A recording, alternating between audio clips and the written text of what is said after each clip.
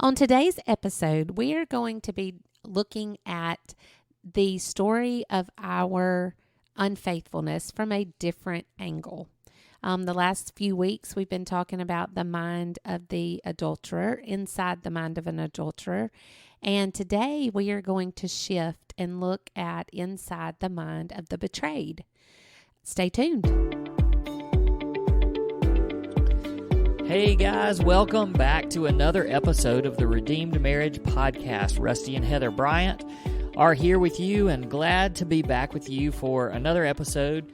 This week is going to be a little bit of a shift from the last 3 weeks, and we've been on a 3-week series, a little mini-series. That we thought would be one. Thought was going to be one, but we decided to go and slow it down a little bit so we could make sure we covered everything. And so we did 3 weeks of Inside the Mind of an Adulterer, and very popular series that a lot of you have reached out to us about. Tons and tons of downloads, and just really popular. So thanks for listening. And so now we're going to shift things a little bit, and we're going to give Heather a chance to ask me some questions. And so our shift is that now we are going to go inside the mind of the betrayed. Yes. So I'm just curious. You know how you always intro, and you let me intro this time. Was it not good? Because you literally just said everything that I said in the intro. Well, I probably re-say everything I say every week. Did you re-say it better? Probably. Okay, I'm so excited All right. about today. How long is this one going to last? Oh, I don't know. It depends on how long you talk about them. Okay. It might just take one. I doubt it. You might have 2 questions. No, I have done. 3 questions. 3 questions? Three You only have 3 questions. questions? Well, I had yeah. like 12. Yeah, it might lead into more, but 3 big topics I wanted to ask. Okay. So, you've said often on here, gosh, I like being on this side of it. It's not near as near as what's the word? Scary. Yeah, I was trying to say anxiousness or something, but anyway, okay. So you have said several times along our journey, and even on this podcast, that it was out of the blue that I confessed to having an affair. Like, you didn't see it coming. I think some people we talk to, they'll say, oh, well, I noticed this and this was weird. And now I'm not saying you can't go back and look at things, but the night that I confessed to you that I had been unfaithful, you have said it took you completely off guard and that it was out of the blue. So I wanted to know if you could kind of tell us how that felt. Like, what went through your mind when I said that? When I said, let's sit down and have a talk. You've told us before that it, you're like, what is happening? That you knew it was bad. Just kind of talk us through those first moments of that conversation. Well, I say all the time that it was a complete surprise because I did feel like we had a really good marriage. And I think that part of the reason why I thought we had a good marriage is because I didn't really know what a good marriage was at the time. And so when I looked at the rest of the world and compared our marriage to the rest of the world, then I thought that we were just great. Like, I thought we were healthy and happy and all of that. And so, when you told me that night, when you said we need to talk, and you said I've messed up, I didn't immediately go to that because I had no reason to think that. I loved you. I mean, I still do, but I'm saying at that moment, I loved you, and I thought that you loved me, and I thought that you adored me. And so I did not think that you were capable of that, because we dated for 7 years, and had been married for 15 years. So 22 years that we had been together, and that was not your character to do something like that. And so yeah, it was completely out of the blue, and surprised me. Now, when you said I've messed up, I didn't immediately go there. And the weird thing about this is that then you said I've messed up really bad, and it was just like all of a sudden it was almost like when you see a movie and things just sort of like rewind, you see somebody's, all of their thoughts and all of their, everything just kind of rewinds and it's in fast motion, and then you see it and it catches back up, it's almost like going back in time and then coming right back. It was almost like that happened in a very split second. And then all of a sudden I just, I knew. Mm-hmm. And I kind of started putting, even in that really quick moment, just putting some pieces together. And it was just sort of this aha moment of, you know what? I can see how this has happened. And so it was just a weird feeling, because I do think that there's so many people out there that maybe, and I've said this before, they suspect something's going on. And I can go back and look. There are 3 or 4 times, and again, you look at it from a completely different, lens and a different set of glasses when you Sure. You can go back and, hindsight's 20/20. Mm-hmm. But I do know, I remember 3 or 4 times, or maybe even 5 times, where things were happening in the summer, and I was like, this ain't adding up. Mm-hmm. Something's not right. And I'm sure I just kept pushing it to the side because I didn't want to believe it. And you've said it, you would get defensive of anything that I would say. And you were not a safe place for me ever, really, in those 15 years. As far as just what we talk about as being a healthy relationship and having a safe place to communicate, you were not that for me. And so I didn't want to, it was eggshells a lot of times. So I didn't want to touch that at all. And, so looking back on it, yes, I know that there were those moments, but it wasn't to the extent of where I was like, I'm gonna catch you because I know you're doing something. And I do think that there's spouses out there that know that their spouses are involved in something, or at least they suspect it so heavily that they're just prepared. They're prepared to walk in and find something that they didn't want to happen, or picking up a phone and finding something that they weren't, or maybe even look for stuff, like going and looking at phone records, or right, things like right. that. Yeah, and they expect to find something because they are actively looking, and when that's going on, there has to be inside their mind, all right, when I find out, this is how I'm going to react to that. Right. And when they finally tell me, or when I catch them, this is what I'm going to do. And so you sort of have the script, and you think about it, and you've got it, sort of planned out in your mind. And I just didn't have that script because I just did not believe it could be possible. Right. You've said on here before, and just to recap for a minute, I've heard you tell the story several times that you left the house and you went to a trusted friend that was just like, let me just talk through this with somebody, and then came back to the house. And I've heard you say that you immediately started looking for places that we could go to try to help in any way possible about our marriage, to help our marriage survive. How did you so quickly get to the point where you wanted to fight for our marriage? Well, I do think that after the initial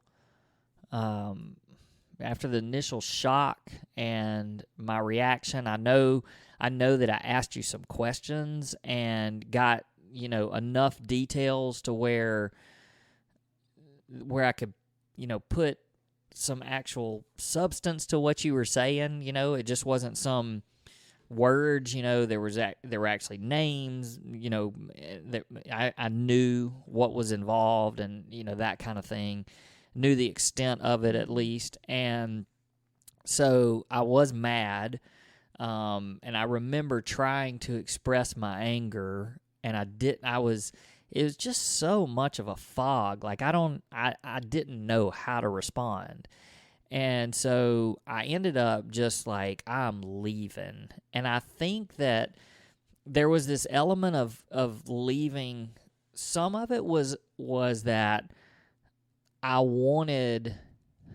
kind of wanted you to wonder where I was going and what I was doing. Like I was angry, and I wanted enough space to figure out almost, how can I hurt you? Like, I want to hurt you. And because you have hurt me and crushed me so bad, so what can I do? And I didn't know what that Not was. physically. No. Yeah. Sorry. No, it was just, I wanted you to be emotionally hurt. Right. And I didn't know how to do that, but I knew that if I just left, that at least you wouldn't have any idea where I was or what I was doing. Mm-hmm. And so I left, but as I left, like I'm telling you that there was so much, and spiritually, I know I wasn't where I needed to be, and I wasn't leading our family in the way that I needed to lead. Not that anything bad was going on or wrong was going on. I wasn't healthy spiritually like I would say that I am now. And however, there was such a foundation in my life as far as my faith in God, my trust in knowing that even in bad circumstances and tough times, that He was faithful and would always be faithful. And so I believe that just that supernatural strength just sort of rose to the top at that point. And I don't know that I was really at first consciously making that choice. It was just, that's what was in me. And, almost in a way that God was saying, all right, I'm going to fight for you and give you some strength because you don't have it right now. Yeah. And so as I left, I do think that I can remember having some emotions of, okay, I'm gonna be the godly person that I need to be, and I'm gonna try to figure out how to make this work, because I have two awesome little boys that I want to protect, and I still, I loved you, so I knew that I didn't want that to end. Even though I was just spitting mad, I still was in love with you. So it was, all right, how can I start to try to figure out how to put these pieces back together and make the marriage work? So I left, for a while, and I came back. I spoke with somebody. I went to somebody's house that I could trust, and I think it was really good because there was some perspective that I was given. Even some, to be honest, there was even some legal advice given, because we didn't know, I didn't know, and the person I was sharing with had no idea what all this involved. Mm-hmm. So I was told, to be careful about my relationship with you until I knew, because, could it have been something so crazy that I was going to fight for the custody of my kids? There's all of these questions. And so I got some good advice, but it was enough for me to go, all right, just take a breath and, let's take this one step at a time. And I think that's why I started thinking, okay, well, what is the one step at a time? And so I came home and I got in the bed with one of the boys. And I know I've shared this before, but you kept calling me and I just kept hitting decline. There were cell phones back then, but you were calling me and texting me, and like I was getting this, there was just this sense of, I'm gonna show you now, and I remember even thinking, who are you to be concerned about me? Like, why do you even care? Like, why would you even be calling me or texting me? And I remember I finally answered the phone. I came back home, but I didn't come all the way home. I actually went down to our clubhouse, not like a playhouse or a fort, but like the neighborhood clubhouse. And I drove down there where the swimming pool and stuff is, and I remember parking the car because I had all these missed calls from you and these missed texts, and you didn't know where I was. And so I finally answered one of your calls, and I remember you saying, where are you? And I think I even remember saying, why do you care? Like, why does it even matter where I am? And I don't know if I don't really remember if you told me that night or if you told me later, but you were just so scared of who I was telling. Like, you didn't know where I was because you didn't know who I was going out and telling and, potentially ruining your reputation. Absolutely. It was all about me. Yeah, so it was protecting yourself and worried about you. You kept saying, where did you go? Who did you tell? Mm-hmm. And I think you even said, did you tell my dad? Like, I think I remember you saying that.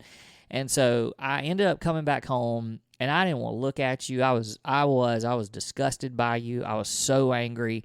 I laid down with one of our boys, and that's the first time that I Googled and searched for the marriage intensive that we were familiar with, that God had put in our path several years before that. And I know we've told this story many times on here, but I don't know why I was led to do that, other than I was led to do that. Right. And so I looked, and that's when I found the National Institute of Marriage, which is now run by Focus on the Family over at Berry College in Rome, Georgia.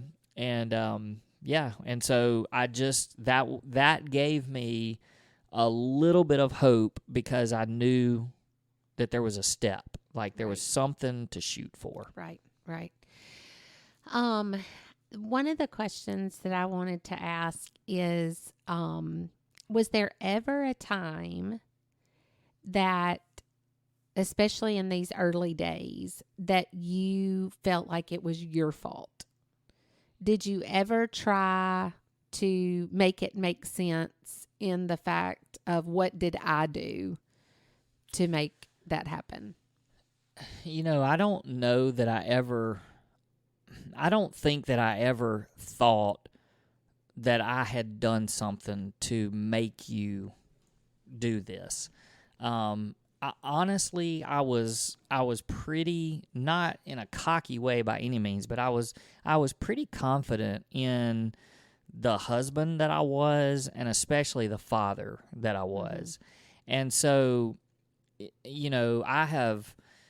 I've always, and there's ups and downs, obviously, and I'm not always a perfect person, still not, but I feel like I have always served you well and done things that I would say that most spouses would be like, the thing, if I weren't doing those things, that's the kind of thing that somebody would say, oh, well, you caused me to want to go somewhere else. Yeah. And I don't feel like I was ever in that position, but not that I felt like I caused this. I just so felt like I wasn't good enough. Mm-hmm. And that's, even to this day, when I think about it, that's where the enemy attacks me, is that you aren't good enough, mm-hmm. And that's why she went to find somebody better than you. And maybe it was, I wasn't good looking enough, or maybe I didn't have enough money, or I didn't provide in the way that you wanted me to, or I wasn't exciting enough. It was all of that, and just so much of that just ate at me for for a long, long time. Right. And but I did, we've talked about this, where as it went on, then in a very mature way, I've been able to go back and look at it and say, okay, well, what did I do? What is my role and what is my responsibility? And, I do believe that there are people out there that probably try to convince themselves that it was something that they did. And, let's just call a spade a spade. Sometimes it has nothing to do with the person and what they've done. It's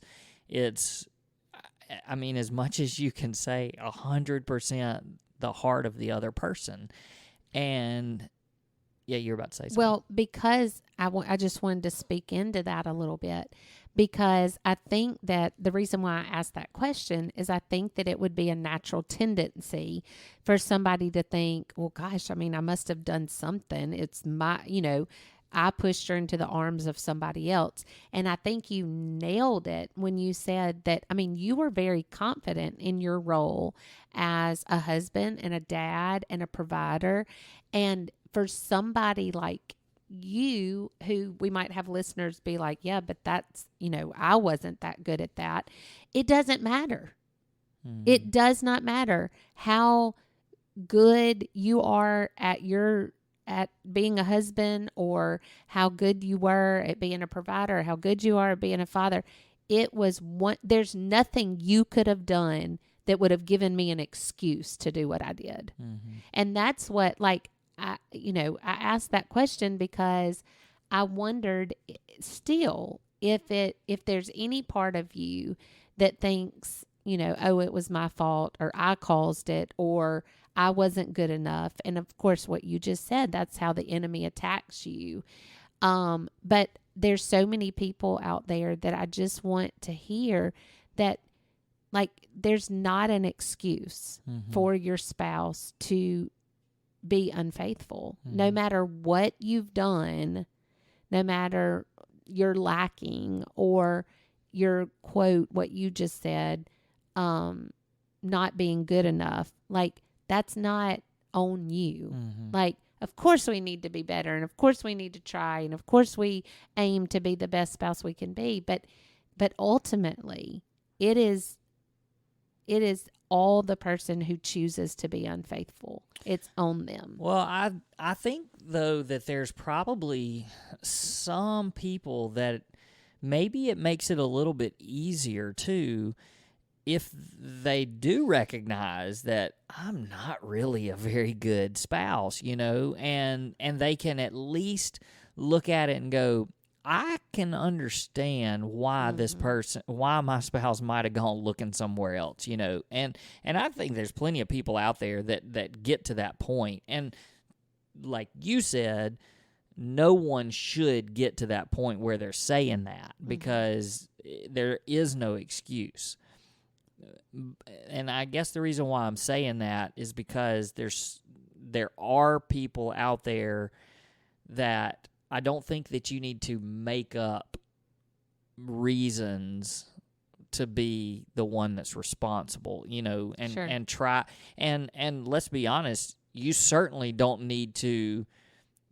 You shouldn't have to hear from your unfaithful spouse about how it was your fault that sure. they became unfaithful. That's right. Because that's just a bunch of bull. Right. And now I have, just like I said, it is a healthy thing to go back and to think through, hey, what got us to sure. to that point? Sure. And and not immediately. No, not immediately, but as you heal and get healthy, and it happened for us during a very busy time of the year for me, and so I know that there's people out there that you feel like your spouse isn't giving you enough attention. And I've thought through that because of the time of the year that it was for us, and that rolls around every year. And is it, I travel a lot during that season, and was I just not present enough? So I have thought about that and thought through that, and so I try to be a lot more careful when it comes to that, and making sure that I'm not that type of spouse again. And then, really the spiritual side of it too is I know that, man, I was taking my family to church, and, I was serving and leading and all that kind of stuff. But as far as my personal spiritual life, it was just very bland, and it wasn't something that was bleeding over into our family. And, I feel like that's something that just I continually work on. And obviously there are times where it's much better than others, but I'm not in a place like I was, I never get to a place like I was then, where it was just going through the motions. So yeah. No, that's a good word. All right. So how are we doing on time? I'm not even looking at it. About 3-ish minutes, okay, maybe. Yeah.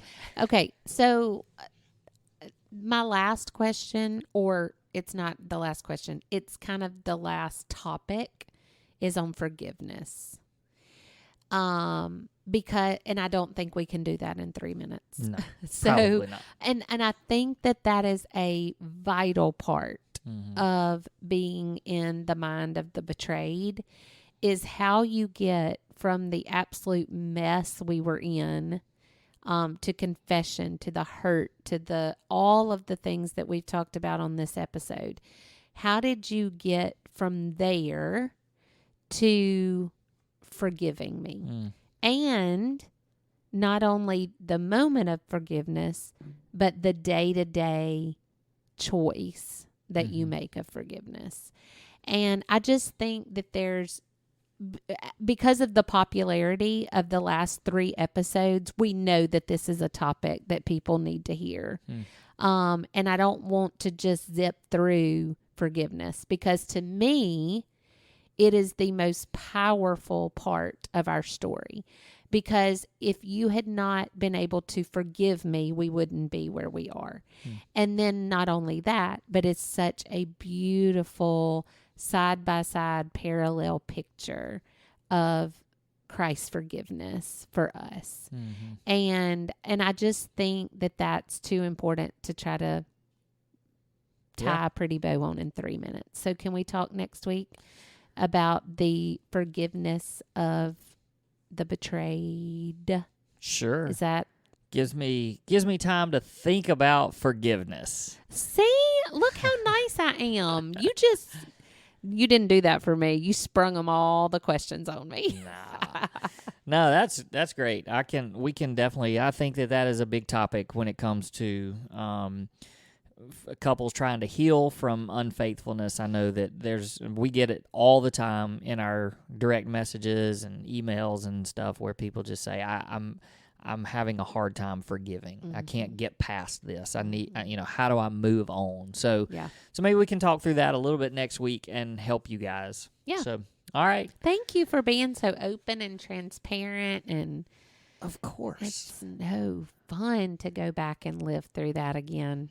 Yeah, it is tough, and it's hard to kind of go back there, because like you said on the first episode, I think that we did on this topic, in some ways it seems like yesterday, and in some ways it feels like a lifetime ago. Sure. And so, I don't know. I don't know which is better. Like, I don't know if we want it to feel like it was yesterday, so that we never forget and never quit learning, or if it's better if we feel like it was a lifetime ago and we've just kind of moved on. I don't know, because I think we're healthy enough to where either one is okay to relive. Yeah. Well, and that's what I was going to say. I think that each time we remember it, like both ways, we remember good things about both, and God reminds us of his goodness in both of those times. It's kind of like with our kids. Like, I mean, We have 21 and 16, almost 17 years old. And sometimes it feels like literally yesterday they were newborn. But then sometimes it's like, yeah, I've felt every one of those 21 years, Yep. you know, but you think about the sweet times in both. Yeah. So. All right. Well, let's come back next year. Next year. See y'all next year. See you next year. Let's come back next week and we'll finish up this topic. Thank you guys for listening. Hope you guys have a great week.